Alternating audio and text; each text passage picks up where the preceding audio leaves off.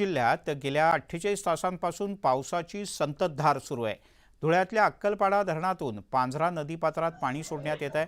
अक्कलपाडा धरणाच्या 16 दरवाजांपैकी 11 दरवाजे 1 मीटरनं उघडण्यात आले, तर 6 दरवाजे हे अर्ध्या मीटरनं उघडण्यात आले।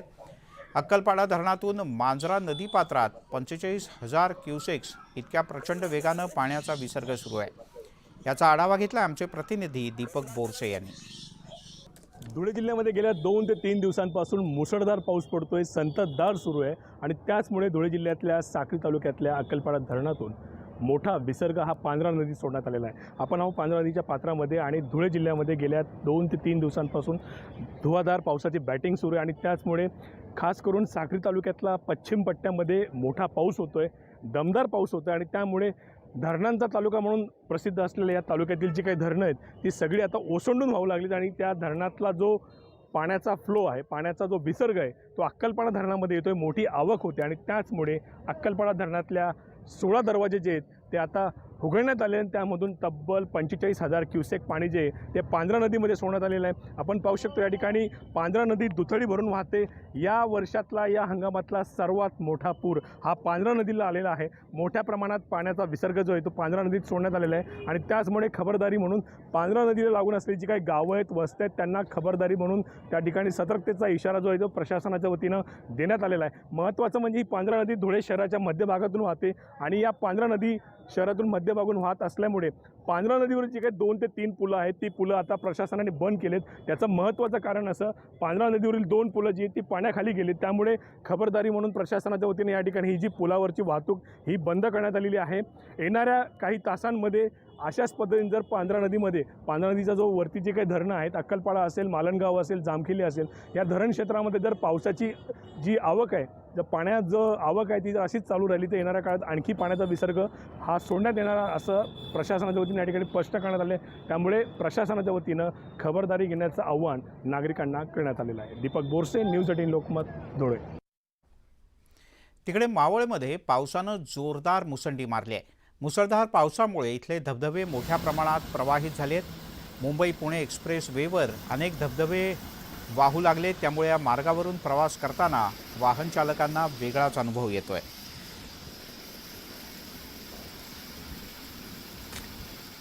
दोन दिवसापासून मावळ तालुक्यामध्ये मुसळधार पाऊस सुरू आहे। या मुसळधार पावसामुळे मावळ तालुक्यामध्ये अनेक नैसर्गिक असे धबधबे हे प्रभावित झालेले आहेत। आपण जर आता पाहिलेले या पुणे मुंबई यशवंतराव चव्हाण द्रुतगती मार्गावर हा धबधबा आहे। या धबधब्याचं विशेष म्हणजे मुसळधार पावसामुळे हा धबधबा प्रभावित झालेला आहे।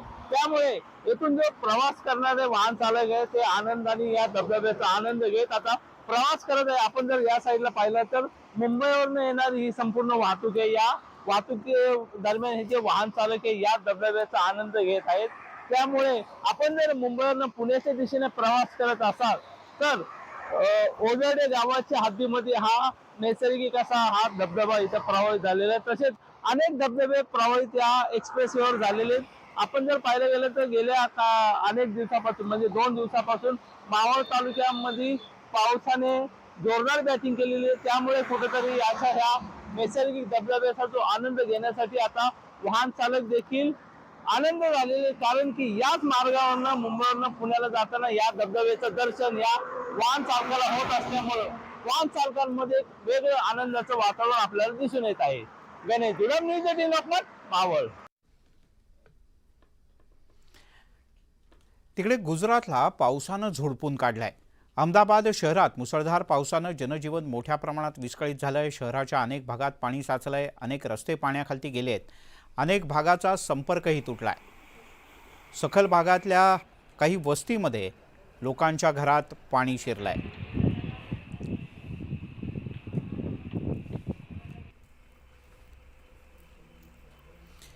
आपण अहमदाबाद शहराची आणि उपनगरातली काही दृश्य पाहतो आहोत। या भागात जबरदस्त पाऊस झाला, अनेक ठिकाणी मोठ्या प्रमाणात पाणी साचलंय। त्यातही अहमदाबाद शहर आणि उपनगरातला जो सखल भाग आहे त्यात 3 ते 4 फुटांपर्यंत अनेक ठिकाणी पाणी साचल्याचं पाहायला मिळत आहे। गुजरातमध्ये गेल्या काही दिवसांपासून तुफान पाऊस आहे। ठिकठिकाणी पाणी साचतंय। पावसामुळे एका हॉस्पिटलला पुराच्या पाण्यानं पूर्णतः विळखा घातला. हॉस्पिटलमधल्या रुग्णांचे यामुळे मोठे हाल झाले.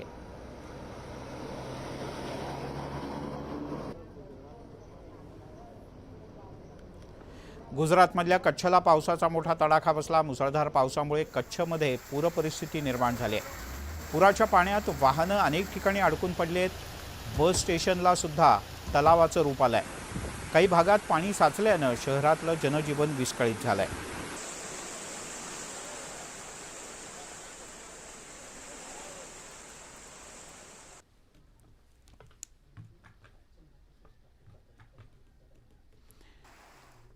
तिकडे नाशिकमध्ये नांदूर मध्यमेश्वर धरणातून सोडण्यात आलेल्या पाण्याच्या विसर्गामुळे या धरणाच्या इथे जो पूल आहे त्या पुलावरून पाणी वाहू लागलंय.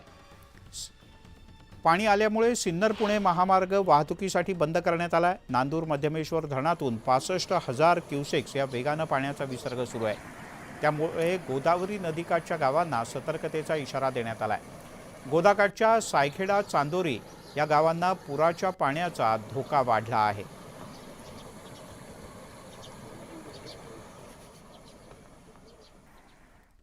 कोल्हापुरातल्या धरण क्षेत्रात पावसाचा जोर पाहायला मिळतोय. मुसळधार पावसामुळे पंचगंगा नदीचं पाणी हे दुसऱ्यांदा पात्राबाहेर गेलंय. पंचगंगेची पाणी पातळी 26 फूट 5 इंचावर गेली आहे. 21 बंधारे सध्या पाण्याखालती आहेत. दुसरीकडे जळगावातल्या पारोळ तालुक्यात सुद्धा तामसवाडी इथे बोरी धरण ओव्हरफ्लो झालंय. धरणातील पाणी पातळी नियंत्रित ठेवण्यासाठी पाण्याचा विसर्ग सुरू करण्यात आलाय. बोरी धरण भरल्यानं पारोळ तालुक्यातल्या सगळ्या गावांचा पिण्याच्या पाण्याचा तसंच शेतीच्या पाण्याचा सुद्धा प्रश्न मिटला आहे.